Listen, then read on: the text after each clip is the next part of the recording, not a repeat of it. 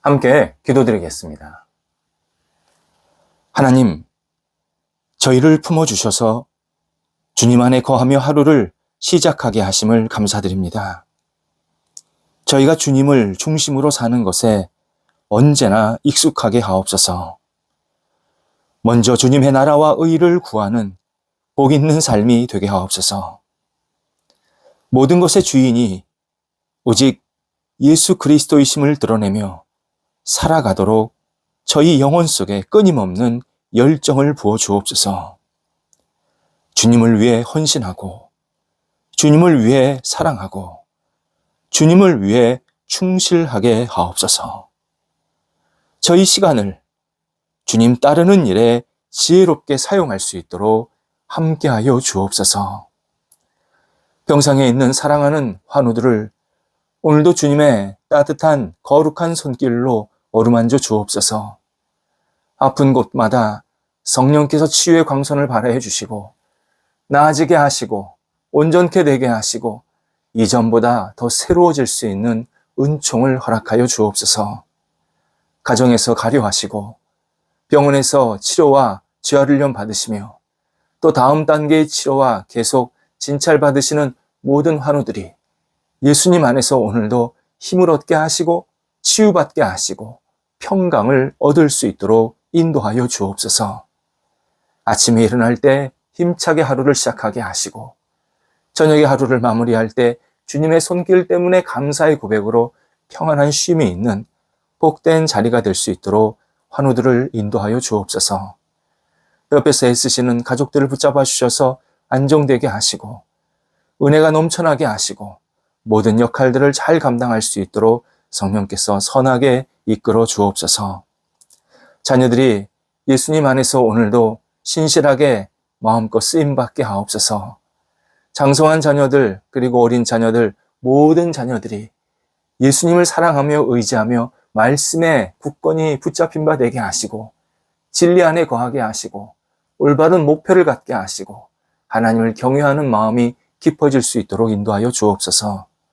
학업에 있는 자녀들 하나님께서 함께해 주셔서 열정을 가지고 최선을 다하게 하시고 다음 단계로 나아가는 길이 감사와 복이 있는 길이 될 수 있게 하옵소서.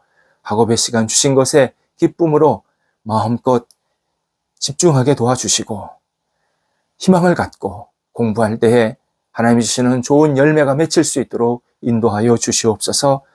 학창시절 또 개인적인 여러 가지 생각을 가지고 공부하는 모든 시기가 하나님 앞에서 온전히 드려질 수 있도록 인도하여 주옵소서. 어린 영혼들 예수님 안에서 무럭무럭 잘 자라가게 하시고 하나님을 평생 의지하는 복 있는 자녀들 되게 하옵소서. 어린 영혼들을 키우는 부모님 세대에게도 함께해 주셔서 주의 은혜가 넘쳐나게 하시고 기쁨으로 모든 일들을 그리고 양육들을 지혜롭게 잘 감당할 수 있는 우리 부모님 세대들 되도록 인도하여 주옵소서. 장성한 자녀들 붙잡아 주옵소서. 함께하여 주셔서 주님의 지혜를 덧입혀 주시고 오늘도 앞을 향해 나아가게 하시고 좋은 만남과 좋은 일거리, 좋은 기회가 계속 생기게 해주셔서 하나님과 동행하면서 모든 역할들을 감당하도록 인도하여 주옵소서. 가정의 분복도 누리게 하소서. 하나님이 허락하시는 가정 속에서 새로운 인생이 출발될 수 있도록 기회를 허락하여 주시옵소서. 독립한 세대들도 함께 하셔서 주의 평안이 있게 하시고 하나님을 의지하며 바라보는 귀한 세대들 되게 도와주셔서 각 세대 위에 희망이 넘쳐나게 하시고 하나님과 동행하는 믿음에 굳건히 세워지는 세대가 되게 하옵소서. 하나님, 성도들의 일터를 오늘도 거룩하게 이끌어 주옵소서. 여러 가지 준비되고 계획한 일들이 있습니다. 행해야 할 일들이 있습니다. 하나하나 하나님께서 주시는 지혜로 열정으로 잘 감당하게 하시고 좋은 결실들이 맺힐 수 있도록 인도하여 주옵소서. 어려움 중에 있는 일터 주님께서 함께 해주셔서 좋은 만남과 또 많은 손님이나 또 많은 거래가 있게 도와주시옵시고 이 일을 통해서 더 한 단계 나아갈 수 있게 도와주셔서 이전보다 더 풍성해지게 하시고 주님을 영화롭게 하는 복된 일터들이 되도록 인도하여 주옵소서. 우리 성도들의 일터에 하나님에서 풍성한 열매가 가득 채워지게 도와주셔서 하나님의 이름이 높아지게 하시고 하나님 나라의 쓰임받게 하시고 하나님 앞에 아름답게 드려지는 삶의 고백들이 계속 열매 속에서 있게 해주셔서 하나님 오직 은혜입니다. 주께서 제게 이런 큰 은혜를 베푸셔서 감사합니다. 고백하면서 이 땅을 마음껏 살아갈 수 있는 성도들 그리고 일터들이 되도록 인도하여 주옵소서. 줄타하는 성도들을 붙잡아 주옵소서. 오갈제 성령께서 함께 하시고 주의 따뜻한 손길로 인도해 주셔서 맡겨진 역할을 잘 감당하시고 돌아오도록 함께 하옵소서. 저희 교회가 하나님 앞에 늘 아름답게 드려지기를 간절히 기도드립니다. 모일 때마다 진리의 국번이 세워지게 하옵소서. 잘못된 이단사설, 잘못된 가치, 잘못된 마음들은 다 사라지게 도와주시고 하나님을 경외하며 하나님 안에서 진리 안에서 감사하게 마음껏 신앙생활할 수 있는 복된 교회로 날마다 세워지고 성장하고 성취할 수 있도록 함께하여 주옵소서. 예수님을 알지 못하는 분들이 찾아와서 예수님을 믿고 의지하게 도와주시고 예수님 안에서 진정한 자유와 기쁨을 누리게 도와주시며 인생의 희망이 가득 채워질 수 있는 저희 교회 그리고 모임이 되도록 인도하여 주옵소서. 하나님의 이름만이 높아지게 하시고 말씀의 잔치가 넘쳐나게 하시고 복음이 마음껏 전파되게 도와주셔서 많은 사람들에게 복음의 능력이 전달되게 하시고 체험하게 하시고 이 땅에서 복음과 함께 승리하는 귀한 교회 교인들이 될 수 있도록 인도하여 주시옵소서. 사랑의 교제도 날마다 넘치게 하여 주옵소서. 우리 성도들 오늘도 생활할 때에 주님의 인도하심을 받게 하옵소서.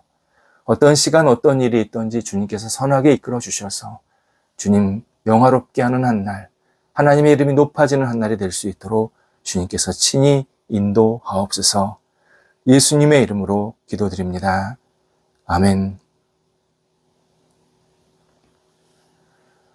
오늘 우리에게 주시는 하나님의 말씀은 구약성경 민수기 12장 3절 말씀입니다.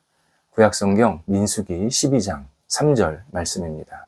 살아계신 하나님의 말씀을 봉독합니다. 이 사람 모세는 온유함이 지면의 모든 사람보다 더 하더라. 아멘. 온유함. 하나님의 자녀들이 갖게 되는 영적인 열매입니다.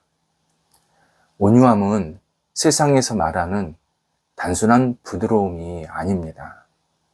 온유함은 그리스도 안에서, 성령 안에서 따뜻하고 친절하고 그리고 진정한 부드러움, 겉으로의 부드러움이 아니라 속 깊은 부드러움, 이것이 온유함의 중요한 모습입니다. 그런데 또 하나 온유함의 중요한 특징이 있습니다. 온유함에는 자기를 낮춤, 부족함을 인정함, 겸손하게 누군가를, 하나님이십니다. 겸손하게 누군가를 의지함, 이런 뜻이 그 온유함 안에 들어가 있습니다. 오늘 본문은 모세가 당시 모든 이스라엘 백성들보다 훨씬 온유했다 설명하고 있습니다. 앞뒤 구절을 통해서 모세가 어떤 모습으로 살았기에 온유하다라고 말하는가 확인하면 이런 내용을 우리가 알 수 있습니다. 자신을 비방하는 소리에 대해서 어떤 공격이나 대항하거나 비난하거나 그러지 않은 모습이 있었습니다. 감정을 잘 절제하는 모습이 있었습니다. 공격받을수록 자기 자신을 돌아보고 인내하면서 내가 어떻게 하나님을 더 의지할까, 어떻게 하나님의 인도하심을 구할까를 기다렸던 모습이 있습니다. 이것이 모세의 온유함의 특징이고 결국 성경에서 말씀하시는 온유함의 특징이기도 합니다. 그래서 모세의 온유함은 단순히 인간적인 능력이나 성품이 아닙니다. 영적인 능력입니다. 온유가 영적인 능력이라고 하는 것은 인간의 본성으로부터는 이러한 모습, 이러한 신앙의 태도가 나올 수가 없습니다. 오직 성령께서 도와주시고 인도해 주시고 그리고 그의 영혼을 채워주셔야 이러한 온유함이 나타날 수 있습니다. 모세의 온유는 성령께서 모세의 영혼을 계속 다듬으셨고 인도해 주셨고 선한 영적인 능력을 채워주셔서 나타난 결과입니다.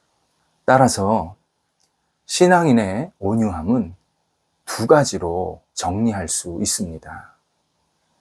하나는 하나님을 진심으로 의존하는 태도, 의존하는 능력, 이게 온유함입니다. 사람들은 자기 논리와 이해, 어떤 자기 통찰력을 가지고 내가 이렇게 살아야겠다, 저렇게 살아야겠다 결정하려는 경향이 있습니다. 하지만 우리가 늘 경험하다시피 그 결정이 올바르지 않을 때가 많습니다. 또 논리대로 내 삶이 풀어지지 않을 때도 굉장히 많습니다. 한마디로 우리 삶은 우리 마음대로, 우리 계획대로, 내 논리대로 진행되지 않습니다. 그러다 보니 어떤 사람은 계획 없이 막 삽니다. 그때그때마다 어떤 일이 일어나면 내가 그냥 부딪혀서 살겠다. 아무 계획도 생각도 없이 그냥 살아가는 사람이 있습니다. 어떤 사람은 자기 계획과 능력을 더 아주 완벽하게 만들어서 이럴 땐 이렇게 하고 저럴 땐 저렇게 하고 그러면서 아주 철저한 준비 속에서 살려고 하는 모습이 있습니다. 두 경우 모두 하나님의 뜻에 온당하게 부응하며 사는 모습이 아닙니다. 하나님은 어느 경우든 늘 우리의 주인이 내 인생의 모든 것을 주관하시는 분이 하나님이심을 인정하기를 원하십니다. 그래서 내가 어떤 일을 준비하되 내 능력으로, 내 논리대로 준비하는 게 아니라 하나님을 의지하면서 하나님의 지혜를 구하면서 준비하면서 살기를 기대하십니다. 또 내 계획대로 되지 않았을 때 그냥 주저앉거나 두려워하지 말고 하나님을 의지하면서 담대하게 그 일어난 일을 극복하기도 기대하십니다. 중심에 하나님을 의지하는, 하나님을 온전히 바라보는 그 믿음이 있기를 간절히 원하십니다. 하나님은 우리가 이해할 수 없는 방향 또는 우리가 전혀 기대하지 않는 그러한 방향으로 우리 인생이 들어갈 때가 있게 하십니다. 이때 우리는 하나님을 의존하는 이 영적인 능력을 잃어버리지 말아야 합니다. 내가 어떤 길로 가든 그것이 내 계획대로 되든 계획대로 되지 않든 어떤 길로 가든 나는 부족합니다. 저는 제 뜻대로 되는 것이 제 인생의 목표가 아닙니다. 오직 하나님의 뜻대로 제가 인도함 받기 원합니다. 주님의 인도함을 온전히 바라봅니다. 이렇게 기도하면서 하나님을 의지할 때 이때 우리에게 온유함이 생기기 시작합니다. 성경에는 온유한 신앙인 모습이 참 많이 나옵니다. 그중 한 사람이 다윗입니다. 당신은 왕이 됩니다. 이런 의미로 선지자 사무엘이 다윗에게 기름을 부어줍니다. 하지만 그에게 찾아온 현실, 도망 다녔습니다. 자기 목숨 빼앗겠다고 수많은 군사들이 자기를 쫓아다녔기 때문에 그냥 여기저기로 도망 다닐 수밖에 없습니다. 이때 다윗은 실망하거나 절망하지 않습니다. 오히려 힘들 때마다 하나님을 붙잡고 하나님을 의지하면서 자신의 간절한 믿음을 고백하는 장면들이 성경에 참 많이 나옵니다. 그 가운데 하나가 시편 9편 10절입니다. 여호와여 주의 이름을 아는 자가 주를 의지하오니 주님을 의지하는 자는 주께서 절대 버리지 아니하십니다. 이렇게 자기 신앙을 고백합니다. 여호와여 내가 지금 이렇게 어렵고 힘든 일을 당하지만 저는 하나님을 알고 하나님을 의지합니다. 하나님은 저를 절대 버리지 않으실 겁니다. 이런 확신을 가졌습니다. 그래서 그는 아무리 힘들고 어려워도 복수하지 않을 수 있었고, 상대방을 똑같이 공격하지 않을 수 있었고, 증오하지 않을 수 있었던 겁니다. 이게 다윗의 온유함의 능력입니다. 갈렙도 그랬습니다. 갈렙. 가나안 땅으로 정탐꾼을 12명 보내는데 그 12명 가운데 한 사람이 갈렙이었습니다. 10명의 정탐꾼들은 가나안 땅을 보고 와서 매우 암울한 보고를 하게 됩니다. 우리는 저 가나안 족속에 비해서 보잘것 없습니다. 메뚜기 같습니다. 우리 저 가나안 땅을 정복할 수 없습니다. 이렇게 완전히 나약한 보고를 하게 됩니다. 이때 갈렙이 민수기 13장 30절입니다. 우리는 곧 올라가서 그 땅을 정복하자. 능히 우리를 정복하게 하실 것이다. 이렇게 담대하게 보고를 합니다. 갈렙이 이 보고한 거 허풍 아니었습니다. 하나님께서 가나안 땅에 들어가게 하시겠다고 약속하신 것을 믿었기 때문에 이것은 하나님이 하신다. 우리는 저 가나안 땅 족속에 비해서는 많이 부족하고 형편도 없는 그러한 오합지졸과 같은 사람들이지만 하나님이 저 가나안 땅에 들어가게 하신다. 하나님이 이 일을 행하신다. 하나님을 믿고 담대하게 이 고백을 하게 됩니다. 그래서 갈렙이 그렇게 어두운 환경 속에 완전히 둘러싸여 있었지만 절대 낙심하거나 어떤 화를 내거나 절망하거나 이러지 않고 온유한 마음으로 백성들을 잘 이끄는 모습을 성경을 통해서 확인해 주십니다. 온유는 단순히 부드러운 사람 아니라는 사실을 기억하셔야 합니다. 하나님을 굳건히 의지하고 굳건히 신뢰하는 자가 그 믿음에 근거해서 갖게 되는 부드러움입니다. 그 부드러움은 심지가 깊습니다. 그래서 절대 꺾여질 수가 없습니다. 온유함이 하나님을 의지하는 자에게 나타납니다. 두 번째는 온유함이 자기 자신을 성찰할 때 생기는 능력입니다. 자기 자신을 진지하게 돌아보는 사람, 굉장히 성숙한 사람입니다. 많은 사람이 자기 자신을 돌아보지 않습니다. 그냥 바깥의 것을 보고 밖의 것에 의해서 자기를 평가하고 자기를 생각하려는 경향이 너무 큽니다. 내 안에 뭐가 들어있는지, 내가 지금 무슨 생각과 무슨 마음을 품고 있는지를 보면서 자기를 스스로 돌아봐야 되는데 그러한 돌아보는 시간을 제대로 갖지 못합니다.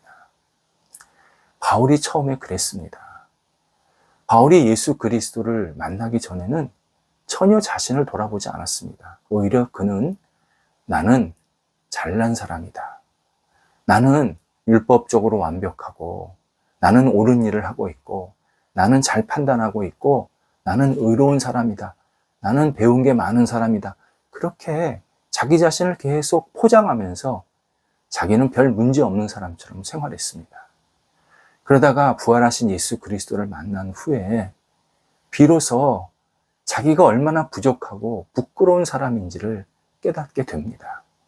자신이 가진 배경이나 가문이나 율법이나 지식이나 이게 그리스도 앞에서 쓰레기구나. 정말 별 볼 일 없는 거였구나. 깊이 깨닫게 됩니다. 그래서 고린도 전서 15장 9절에서 나는 사도로 일컬음을 받지 못한다. 나는 사도 중에서 제일 작은 자다. 이런 고백을 합니다. 생각해 보시기 바랍니다. 누가 바울을 보면서 당신은 사도가 아니요. 당신은 사도 자격이 없어. 누가 그런 말을 할 수 있습니까? 바울?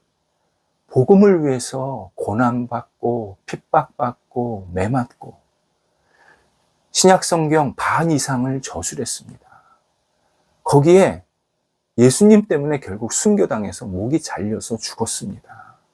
그런 사람을 보면서 누가 저 사람은 주님의 제자, 주님의 사도 아니야.